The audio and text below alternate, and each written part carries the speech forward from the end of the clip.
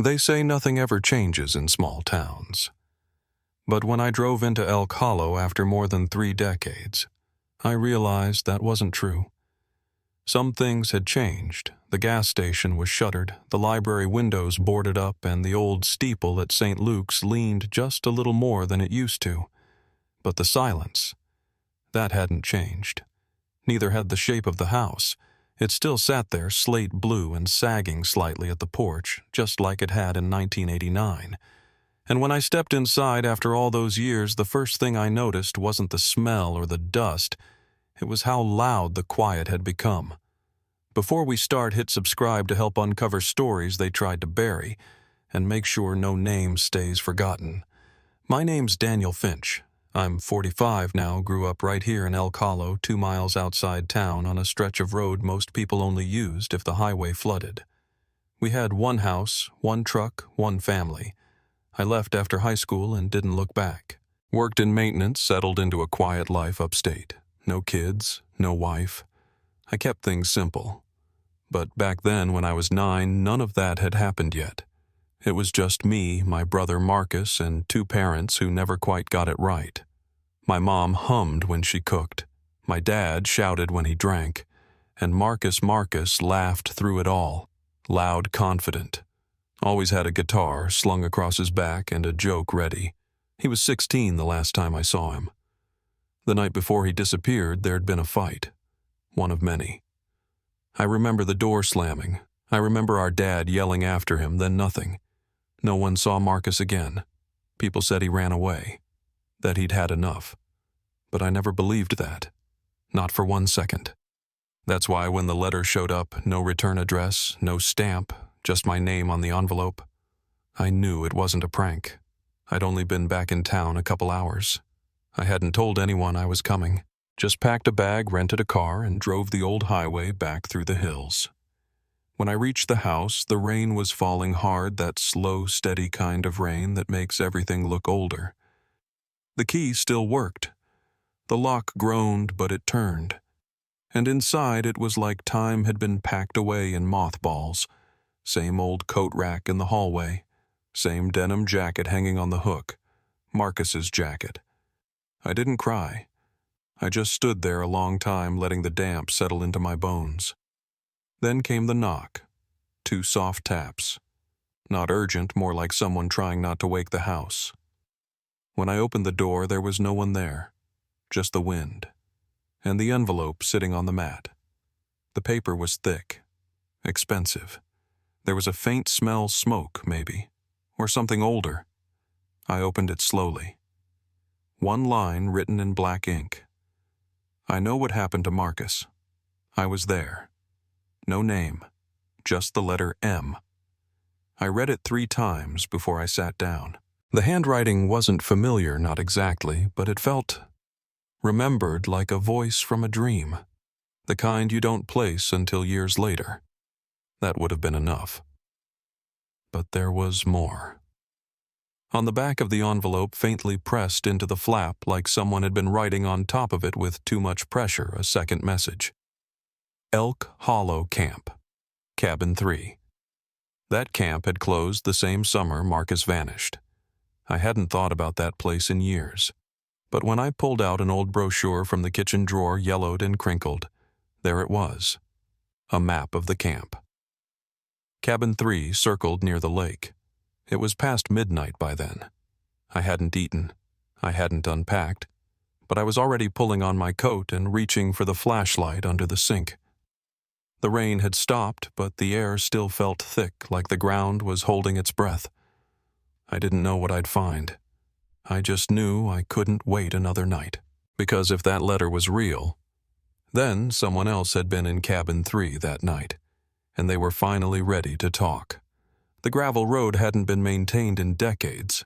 It gave way to dirt about a mile past the old train bridge, then to mud, and then to something else entirely, just damp forest floor pretending to be a path. I left the car where the trees thickened and walked the rest of the way. The air was still wet from the night before. Pine needles stuck to my boots. Birds called from somewhere up in the canopy, but the sound didn't feel right. It was too far away, like even the woods were keeping their distance. It took longer than I expected to find the place. The cabins had been swallowed by the trees' roofs, sagging porches collapsed. One had an overturned canoe sunk halfway into the ground. But there it was, cabin 3, set a little apart from the others, tilted toward the lake like it had been trying to turn away for years. The front door hung crooked on one hinge. I pushed it open slowly and stepped inside. It smelled like old sweat mold wet wood. But under that, something sharper like fear had a scent, and it had sunk into the walls. The floor held my weight just barely. There wasn't much left inside. A rusted cot frame, a broken shelf, a dead bird in the corner, wings, stiff eyes long gone. But it was the wall that stopped me. On the far side, someone had carved deep vertical gouges into the wood, 4 of them, maybe 5, like they'd taken a knife or nail and dragged it down slowly. Not vandalism, not a kid messing around. These were deliberate, angry, desperate. I reached toward them but didn't touch. The room was quiet, but the kind of quiet that hums just behind your ears like something's waiting.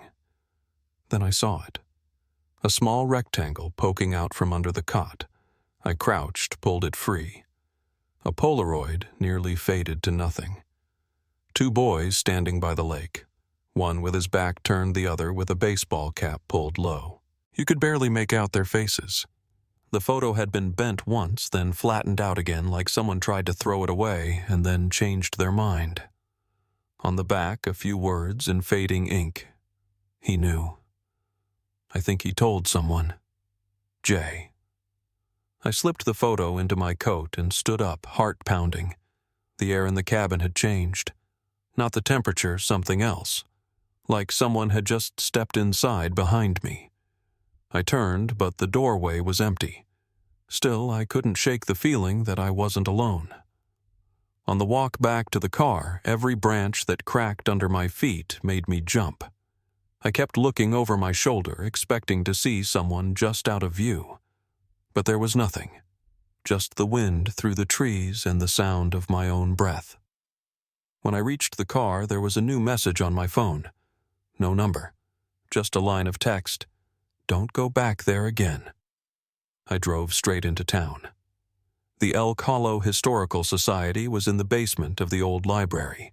The upstairs hadn't changed, same yellow linoleum, same wooden counter, same smell of lemon floor polish mixed with paper.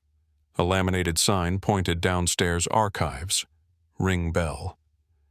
I followed the narrow staircase to a windowless hallway and knocked on the door with the brass plaque.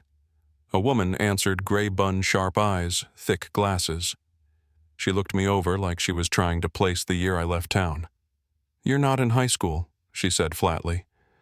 Not anymore, I told her. Name's Daniel Finch. My brother was Marcus. That was enough. She opened the door.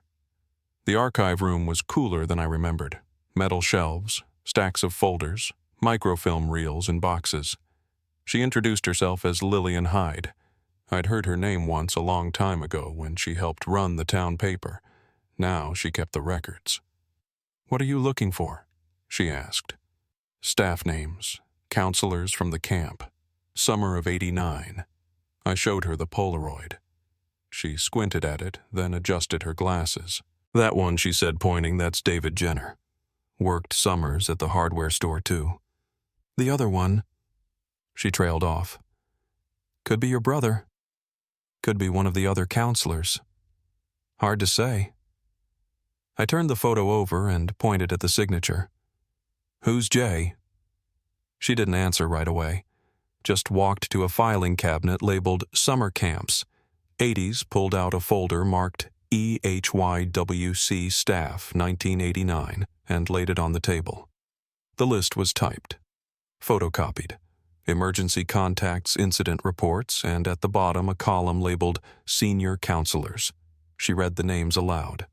David Jenner, Matthew Hill, Jordan Keller, Jeremy Pratt, Jason McKay. That one stuck. Jason, I said. I remember him. He'd been a few grades ahead of me. Quiet, pale, always by himself. What happened to him, I asked. She pulled out another envelope and slid a newspaper clipping across the desk. The headline read, "Teen Injured in Camp Altercation, August 1989. Jason McKay, 17, taken to Mercy General with a head injury and a broken arm." Details vague. No mention of Marcus. The camp shut down shortly after. Was Marcus involved? I asked. No proof, she said, but there were rumors. People said he and Jason fought. I leaned forward. Do you know where Jason is now? She shook her head. Moved after graduation. No family left here. I could check the alumni directory, but it's spotty. I asked if she could copy the counselor list in the article. She nodded and left me alone at the desk. I sat there looking at the names, the faded print, the Polaroid now curled slightly from being in my pocket too long. The pieces didn't fit yet, but they weren't far off. One counselor injured, one boy gone, and no one had looked back since. When Lillian returned, she handed me the copies, then paused. Do you believe he's dead? She asked. I looked at her, surprised by the bluntness. I didn't answer right away. I believe Marcus didn't run, I said. She nodded slowly. This town forgets fast, she said, but it doesn't forgive. Back in the car, I opened the alumni app on my phone and typed in Jason McKay, class of 90, status deceased, no confirmation. I was about to close the app when something caught my eye. A forum thread titled Campfire Memories.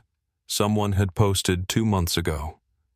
Anyone remember that last summer at EH Camp Cabin 3 still gives me nightmares. JM High.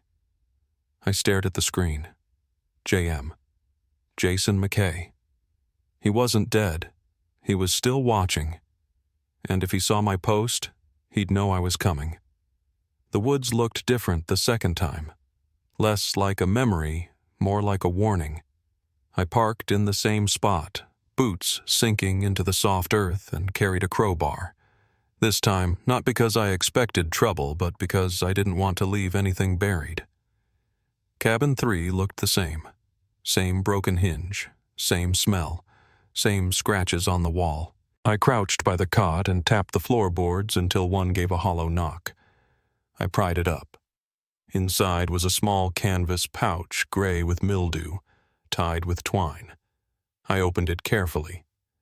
Inside a plastic ID, Jason McKay, Senior Counselor, Cabin 3, a rusted bracelet with faded colored beads, and a warped notebook, the ink smudged and pages stuck together. In the middle were a few legible lines. July 14th, 1989. He won't stop watching me. I think he knows. I can't sleep in here anymore. July 15th. Marcus is asking too many questions. I think he saw the bracelet, told me to put it back. I lied. I didn't. July 17th. He came to the cabin last night. Said if I didn't tell the truth, he would. I pushed him. He fell. I didn't mean the rest of the page was torn out. I kept reading. July 18th. I moved the body. I had to. I can't believe he's gone. I didn't want this. I swear I didn't want this.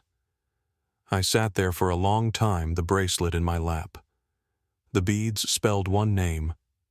Marcus. It hadn't been a hoax. It hadn't been a story. Jason had written it. Jason had hidden it. And Jason hadn't been the only one who knew. As I walked back to the car, I noticed another vehicle parked near the trail.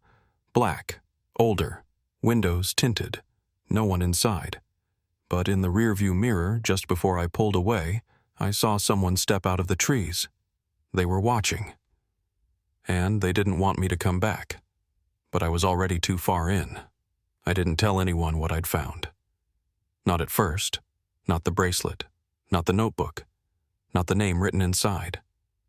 Jason McKay. He wasn't just a name on a list anymore.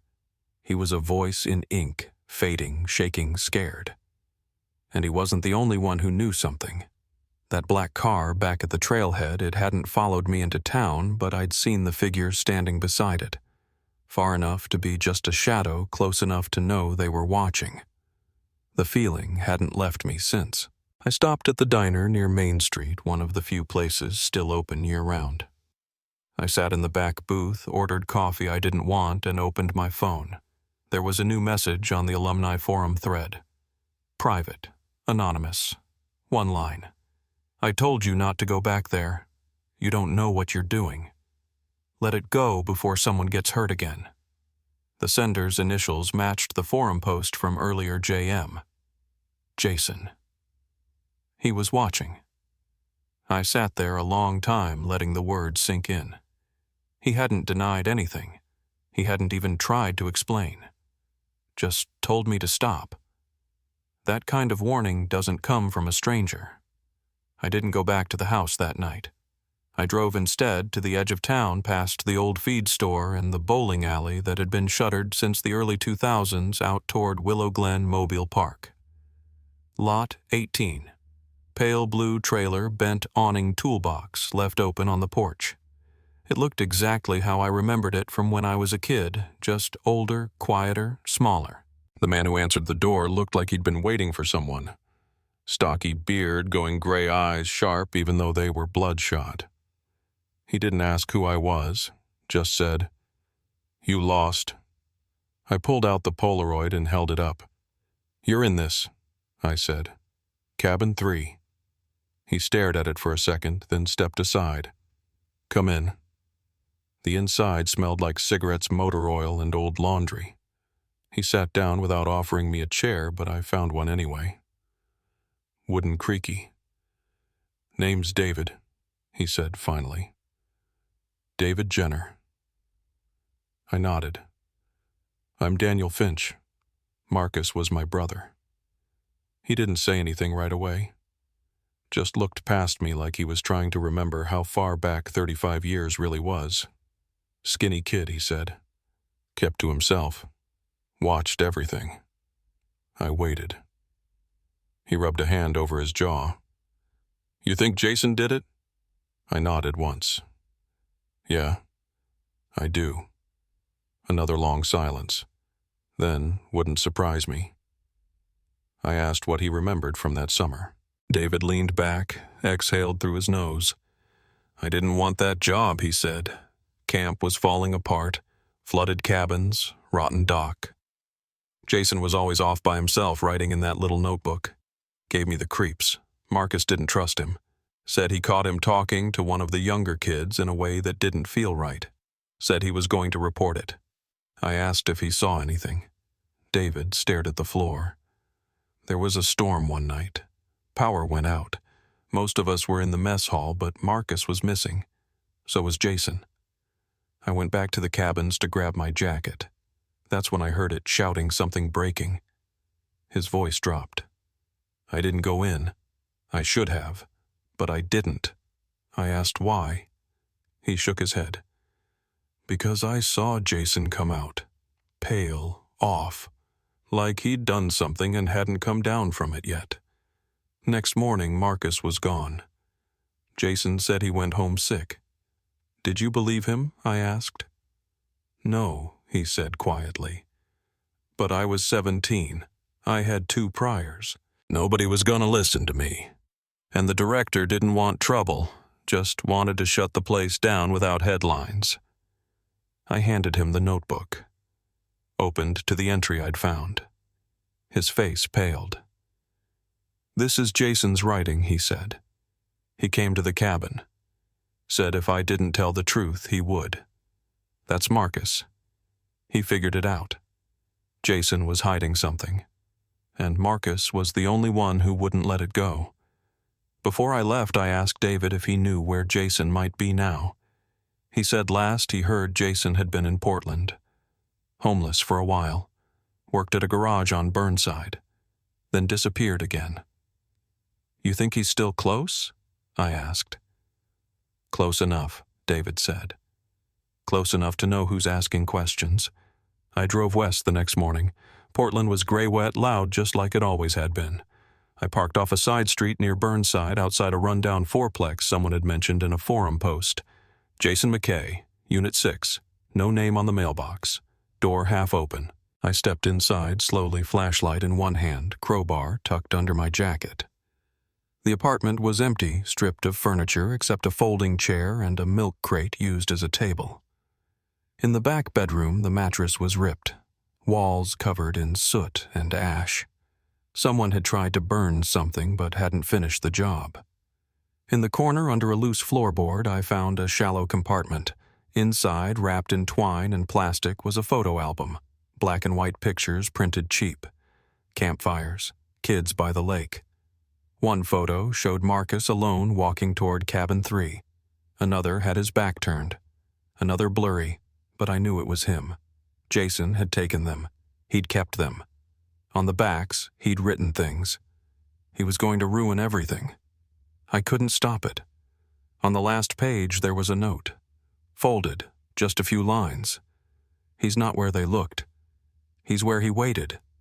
He wanted to be found. I buried the truth, but he left the light on. That last line hit something I didn't know I still remembered. When we were kids, Marcus used to sneak out of his cabin and leave a flashlight in the window so David could find him. Just a small thing. A signal. A light left on. Had he done the same the night he vanished? Left a sign no one noticed. I stood there in the middle of that room photo album in my hands, rain tapping against the glass.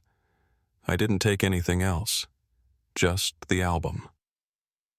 On my way out, I scratched something into the wall beneath the window, still listening. Then I left.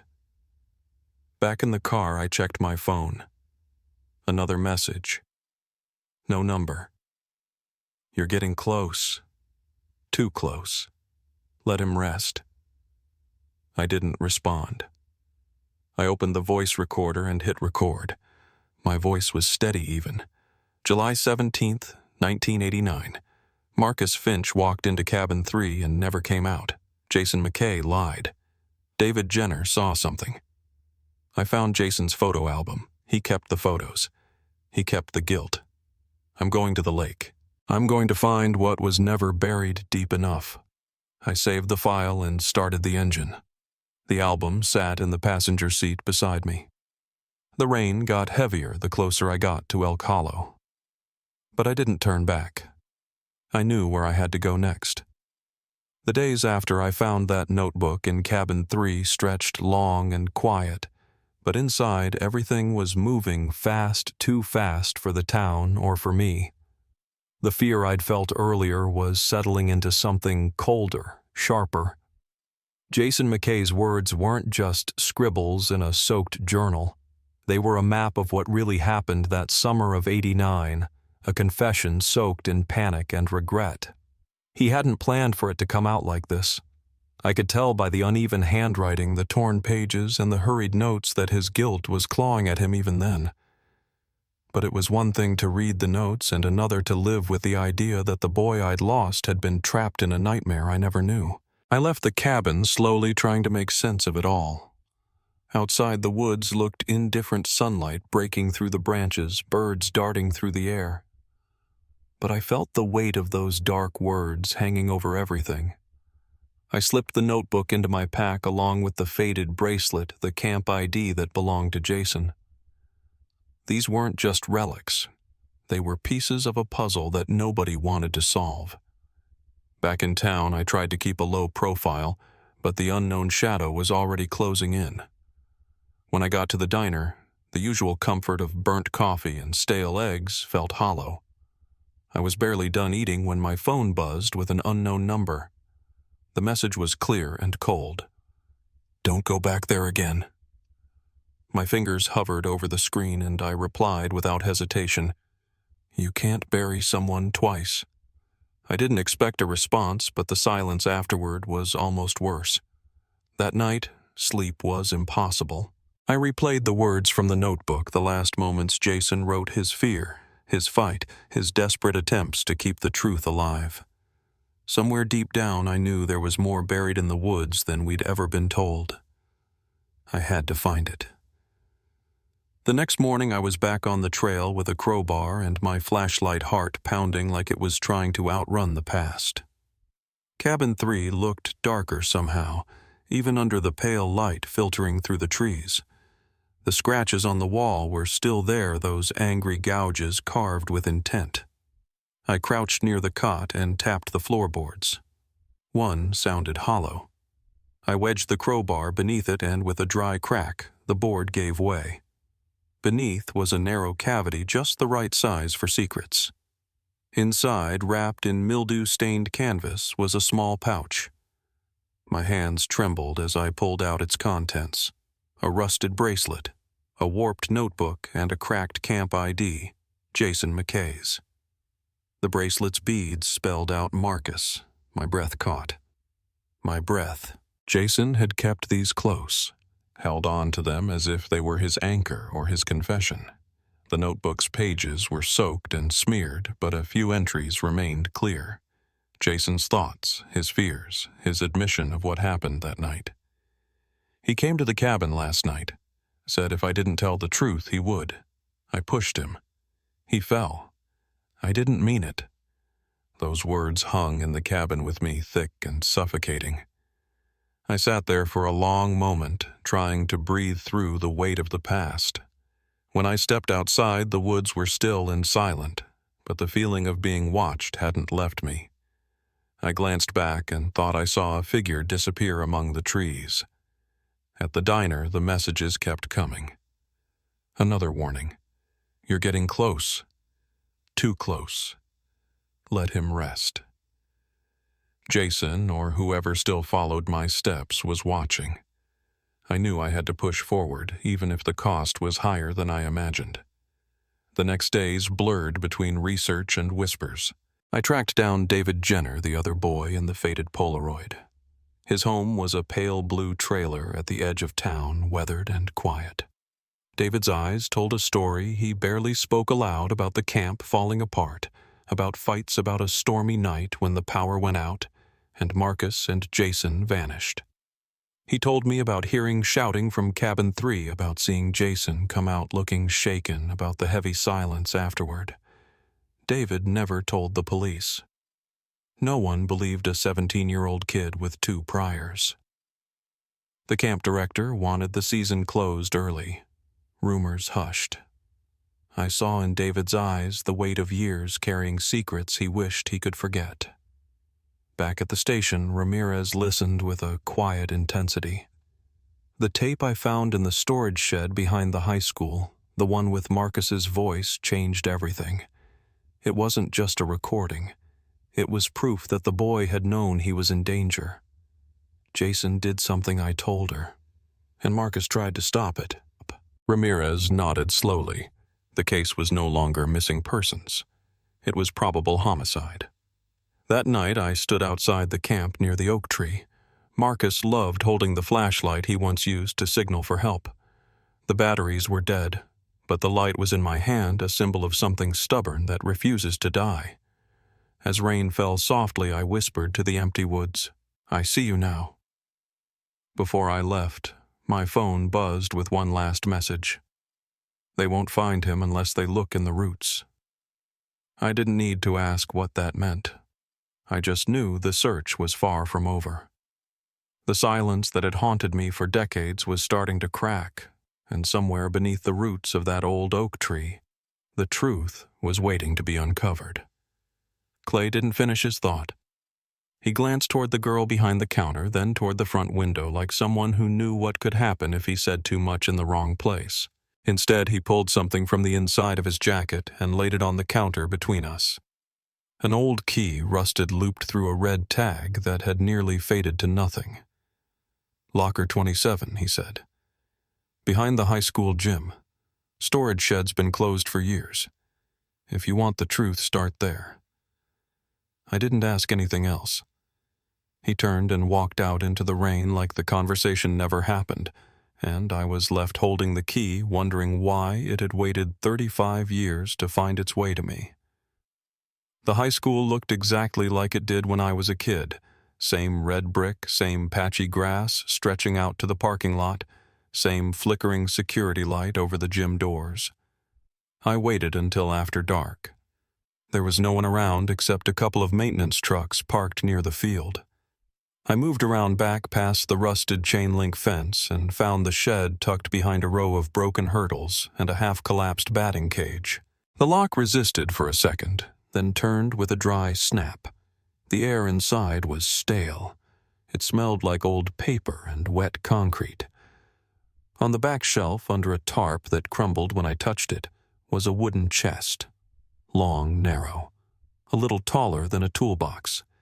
It had something carved into the top two initials, MF. My stomach tightened. Inside was a green canvas duffel. I pulled it out slowly, laid it on the floor, and unzipped it. There was a counselor's shirt, stained, torn at the collar. A pair of sneakers, size 10.5. A flashlight, old and dead. And at the bottom, a cassette recorder. One of those plastic ones teachers used in the 80s, the kind that ran on AA batteries and hissed when it played. I picked it up and turned it over in my hands. The tape inside was still labeled. Just a single letter M.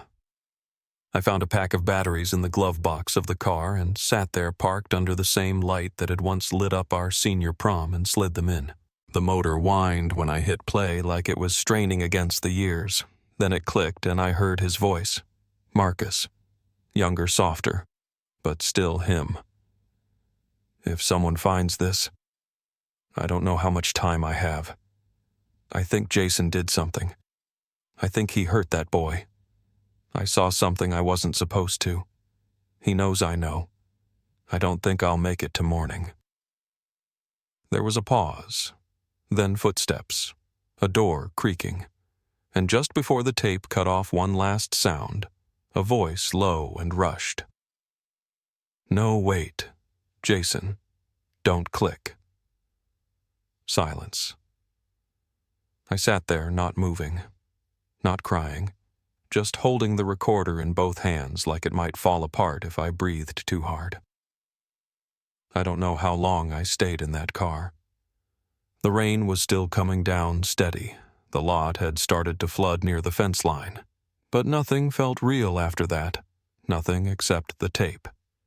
I played it once more this time with my eyes closed just to be sure. It wasn't a theory anymore.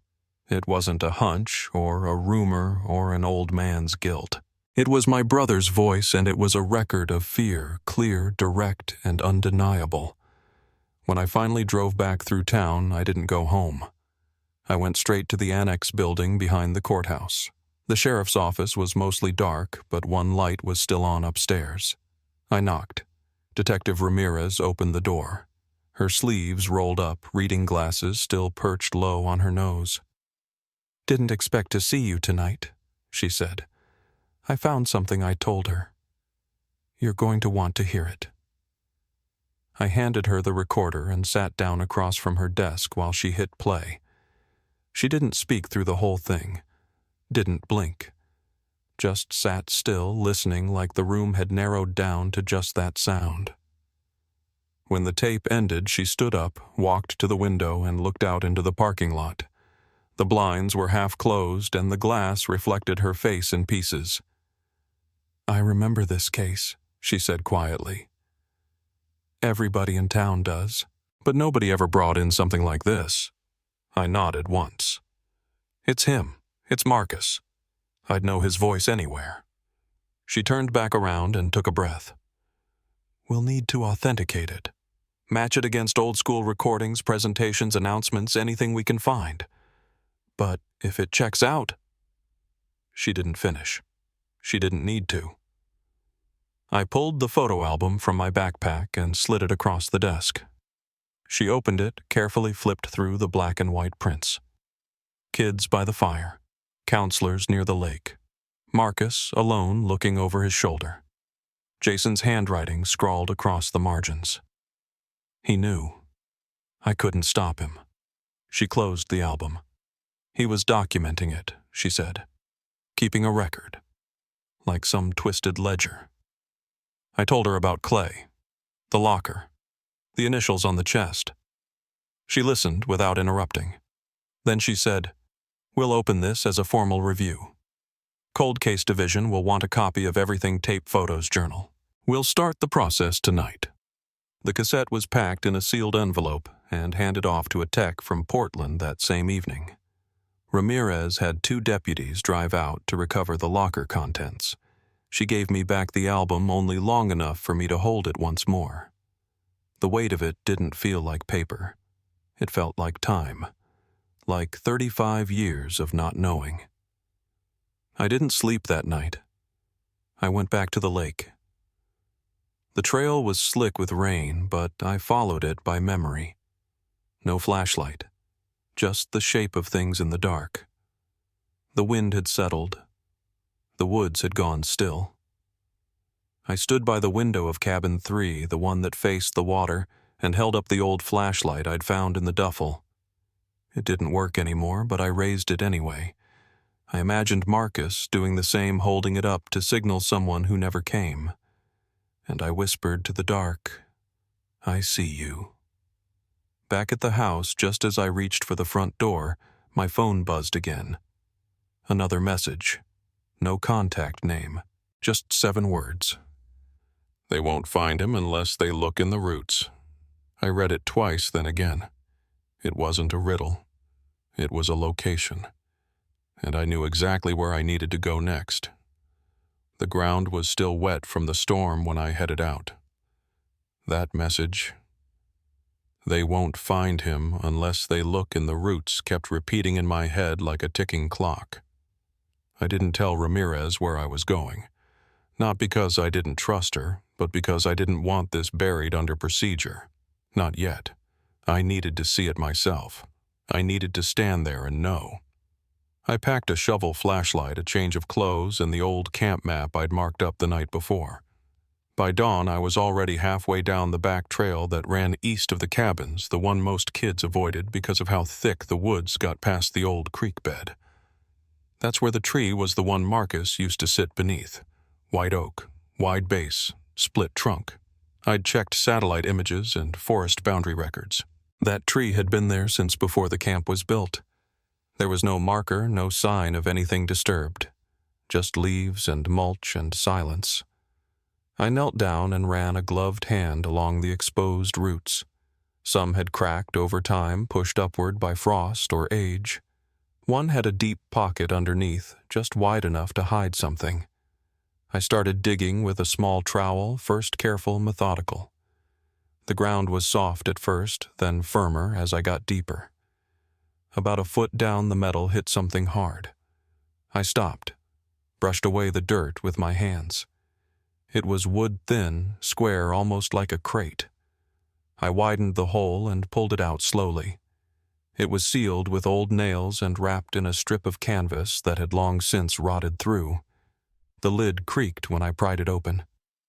Inside there were bones, small at first animal maybe, but deeper in unmistakably human.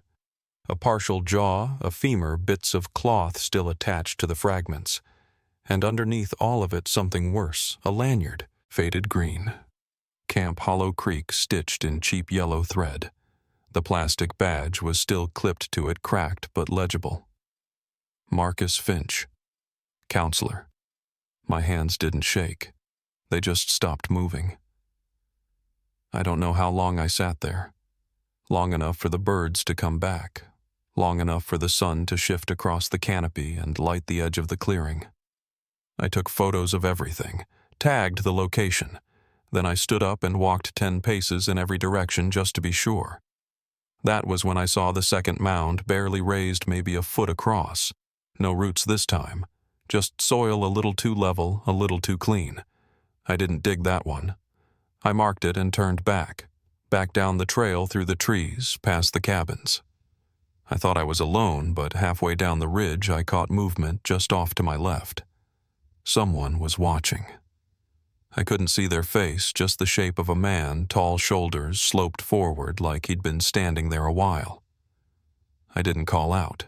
I didn't run. I just kept walking slow and steady until the trees closed behind me and I hit the gravel near the road. At the station I handed over everything, photos, coordinates, the lanyard. Ramirez called in the state forensic team before I'd even finished writing the statement. She didn't ask how I found it. Not directly. She just said, "This ends the rumor. This is a body." They taped off the entire area that afternoon. I stood behind the barrier watching as a dozen techs worked their way through the roots with brushes and soft hands. The second mound. It held nothing but a piece of burlap and broken glass. A decoy, maybe, or a mistake. That night, the town felt different. People talked quieter. Lights stayed on longer. The story hadn't hit the news yet, but everyone could feel it. Something had cracked open. I stopped by the library before it closed and asked to see camp registration logs from the late 80s. The volunteer at the desk took one look at the year I requested and frowned. "We lost a lot of those in the fire," she said. But when she pulled the box from storage, one folder had survived. Enrollment rosters, staff lists, counselor schedules. Jason McKay was there, listed twice. Once as a junior counselor, then again under a different name. I held it up to the light. J.L. Marks. Same handwriting. Same ID number. A fake alias in the same summer. I copied the page and brought it back to Ramirez.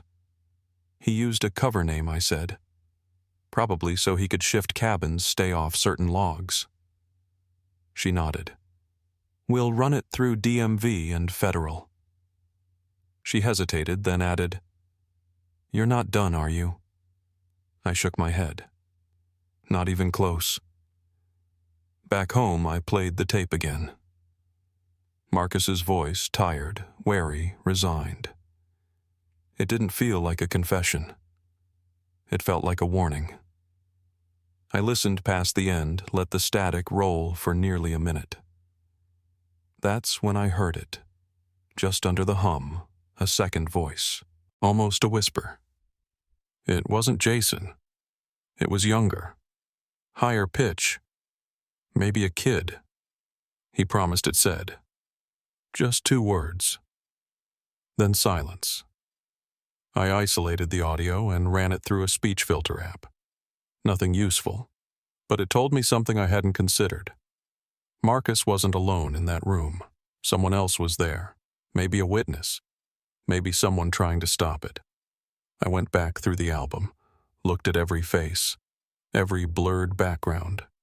In one of the campfire photos, a boy sat 2 rows behind the others, partially hidden. Same haircut, same slouch, same eyes. I flipped the photo over. One name in pencil. Robbie T. The name didn't show up on the counselor list. I checked the staff. Nothing. Then finally buried in the camper rosters for the younger group, Robert Travis, age 9, assigned to Cabin 6, summer of '89. I stayed up all night looking for him. Facebook, obituaries, state inmate databases. I ran every version of the name I could think of. At 4:42 a.m., I found it. A mugshot. 39 years old. Booked last fall in Coos Bay for petty theft. No known address. Last employer listed as Cascade Towing out near Tillamook. I called the number. It rang 6 times. Then a gravelly voice picked up. "Who gave you this number?" I said, "Robert. This is about Marcus Finch." The line went quiet. Then he said I was wondering when someone would come asking. He didn't hang up. He didn't deny it. He just gave me an address and said, "Come alone, and bring the tape." Then he added, "I know what Jason did. I saw it. I saw where he put him." The address Robert gave me was off a logging road near the coast, tucked behind a salvage yard that hadn't seen a real customer in years. I got there just before noon. The building was sagging in the middle, paint-peeled windows fogged with dust. I knocked once, then again. He opened the door with a slow creak, looked me over without speaking, then stepped aside. His hair was thinner than I expected, eyes more tired. But the second I heard his voice, quiet, worn, I knew it was the same one from the tape. "Come in," he said. "But don't leave the recorder on." I nodded, set my bag down, and sat in the only clean chair in the room. The rest was boxes, wires, pieces of broken engines stacked like a wall between him and the rest of the world. He poured 2 cups of black coffee and sat across from me, elbows on his knees. "I've been waiting for this," he said. I let him start when he was ready. He didn't ramble, didn't act like he was telling a story.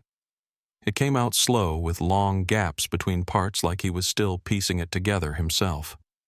In the summer of 1989, he was 9 years old, part of the junior group at Camp Hollow Creek. He said he got sent there because his mom needed to get her head straight. He didn't have many friends, didn't talk much, but Marcus took a liking to him, looked out for him. "He made me feel," noticed Robert said. One night, Robert said he got up to use the bathroom and saw Marcus slip out the back of cabin 6. He followed just far enough to stay hidden. That's when he saw Jason, near the boathouse, holding something heavy. It looked like a sack of tools at first, Robert said. But then I saw the hand. He didn't know the boy's name, just that he'd heard rumors someone from the older group had gone missing earlier that week. They said he ran off, got homesick. Robert knew that was a lie. He watched Jason lower the body behind the canoe racks near the old fence line, watched him cover it with burlap and weight it with bricks. And then this part, he said, with his eyes fixed on the floor. Jason turned around, looked straight at him, and smiled. Didn't yell, didn't chase me, just smiled.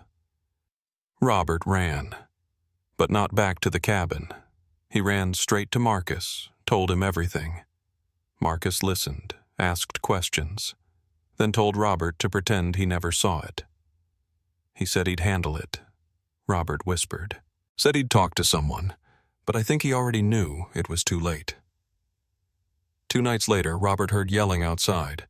Not campfire games, not counselor jokes, real yelling. He looked through the blinds and saw Marcus by the mess hall arguing with Jason. Marcus was holding a folder thick overstuffed, and he looked like he was shaking. Jason grabbed his arm, pulled him behind the building. And then nothing. Marcus didn't show up the next morning. Jason said he'd gone home early, had a family emergency, he told the campers. But Robert said he saw the truth. Saw Jason toss something into the fire pit that night. I think it was the folder, he said. I saw the edge of it, burned like dry leaves. That was the last summer Robert ever spent away from home. He reached behind him, pulled out a small tin box from a shelf, and handed it to me. Inside were 2 Polaroids, both faded, both creased from years of being handled. One showed the campfire ring with Jason in the background, arms crossed. The other was a blurry shot of the boathouse, barely visible except for what looked like a boot sticking out near the canoe rack. I tried to forget, he said. I tried to move on, but I couldn't throw these away. I took a long breath. Why tell me now? He looked up. Because you didn't let it die. You made it real again. And Marcus deserves better than what he got.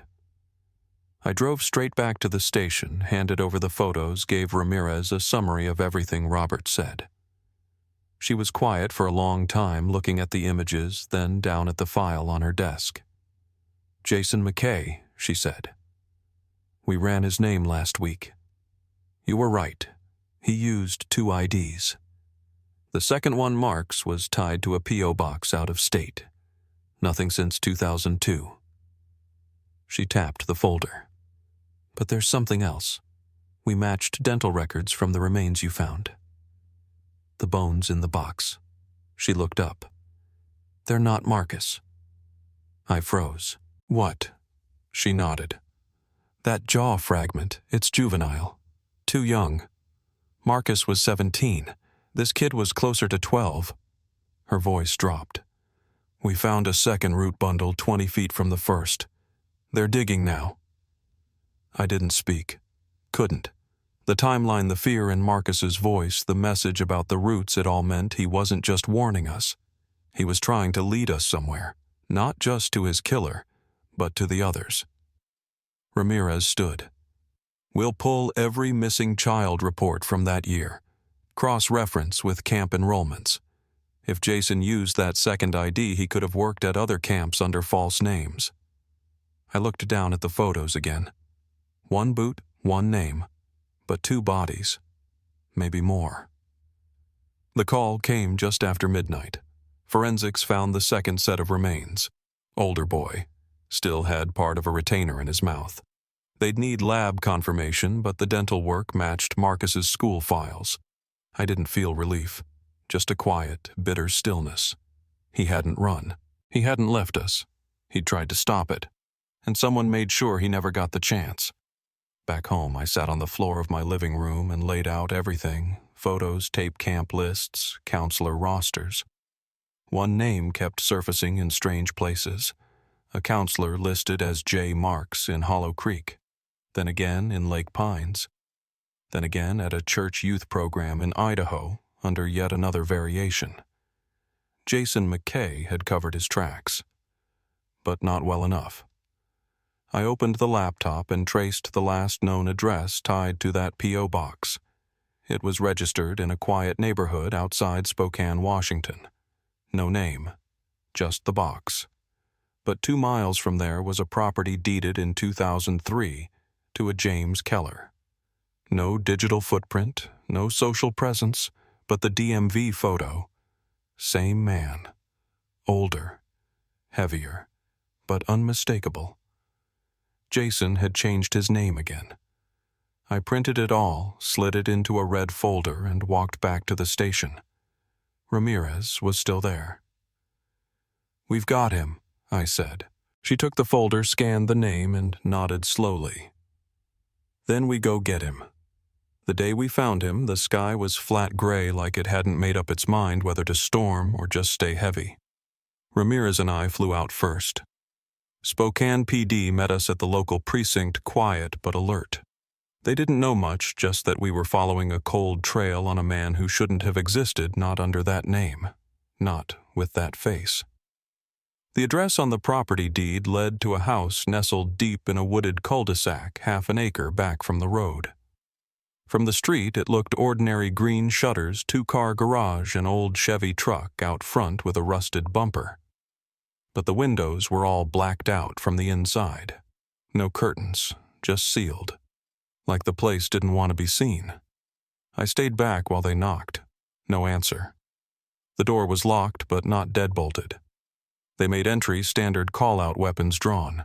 The smell hit first musty old, but under it something sour. Human. The front room was stacked with paper. Not books, just stacks of printed rosters, camp maps, handwritten notes, scribbled initials. Ramirez pulled one out and pointed cabin 6, circled in red. Year 1989. He kept track, she muttered. Every camp, every season. We moved slowly through the house, room by room. The kitchen hadn't been touched in weeks. A single plate in the sink. A rotting apple on the counter. Down the hall we found a spare bedroom turned archive. Boxes labeled by state. Inside more rosters. Polaroids, child intake forms. Most were photocopies, but some were originals. Some had been marked with red ink. A slash through the names. Ramirez froze on one. "This girl," she said. "She went missing in Idaho in '93. They never found her body. Jason James Keller had circled her name, then written one word in the corner: quiet. We found him in the basement. He didn't run, just sat there alone in a recliner watching an old TV that wasn't even plugged in. His hands were resting on the arms of the chair, still deliberate. He looked older than the DMV photo, hair gray at the temples, skin loose under his jaw. But it was him. He looked at us without flinching. "You found Marcus," he said. No question in his voice, just fact. We didn't answer. He didn't resist when they cuffed him, didn't say a word as they walked him upstairs and into the car. Just kept looking straight ahead like the story had already ended in his mind, and the rest was just procedure. Back at the precinct, we started cataloging everything. Forensics teams worked around the clock. There were names in those files we hadn't seen on any public record. Kids who'd disappeared from foster homes, from church camps, from programs in remote counties where no one noticed when a kid didn't come back. Ramirez called in federal assistance. The case was about to go national. I stayed up all night in a borrowed office trying to match faces to names, names to years.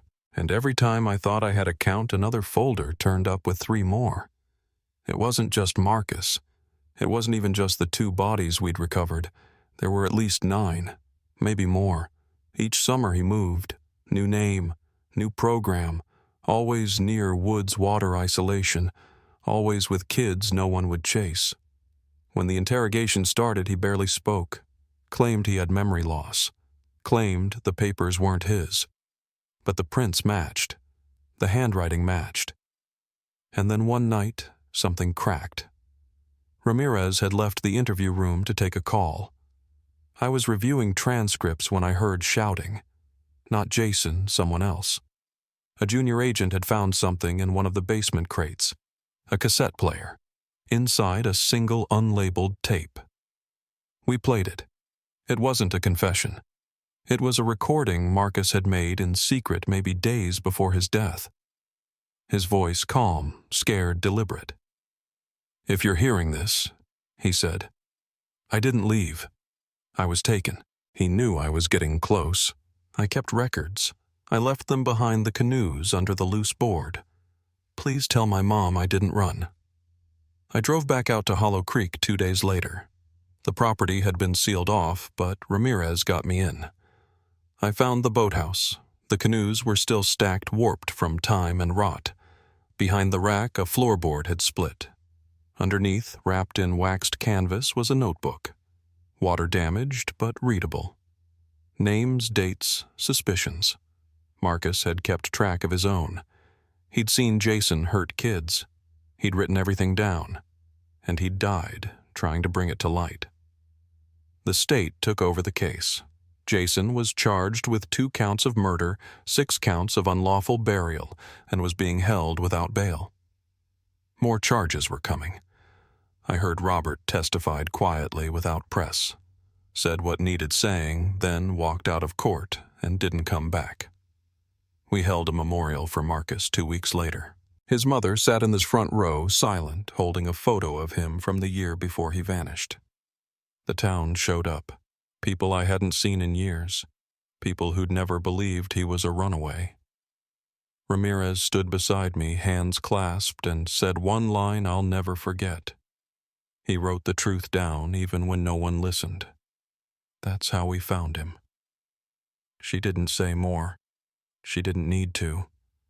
That night I sat in my car outside the station, the red folder on the seat beside me. I'd spent months chasing a ghost, and now he had a name again. A face. A place in the records. But the list in that basement was longer than we knew.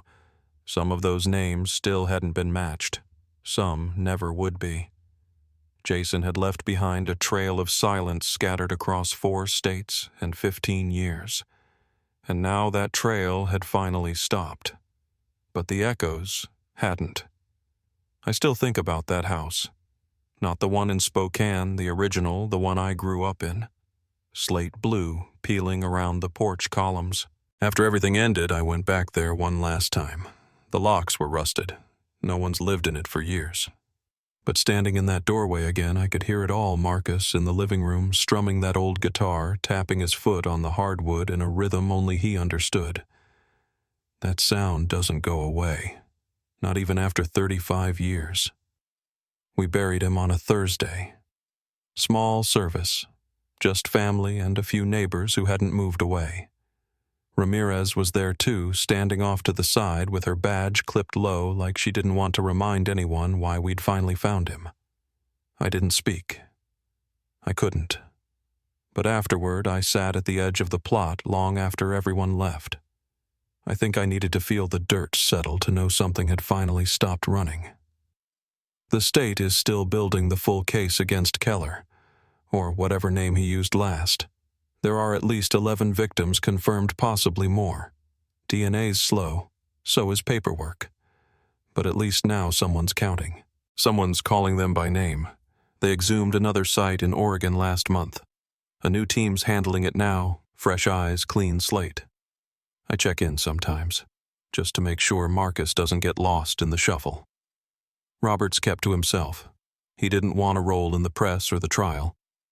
I get it. That chapter's closed for him, and maybe that's what healing looks like. I don't know. Everyone carries this kind of thing differently.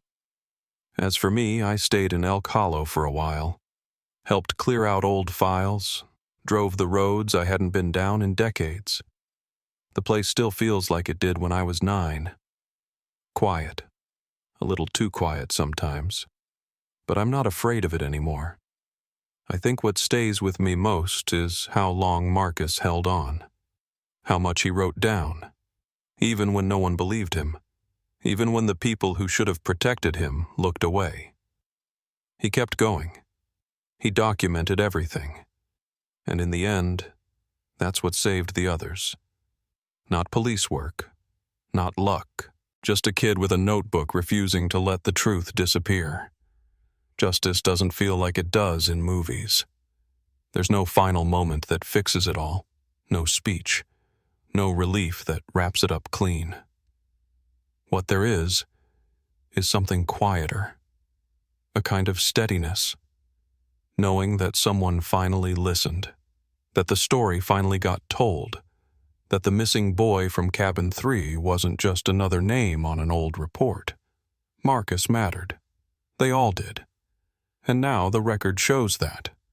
If this story stayed with you, consider sharing it so no name gets left behind.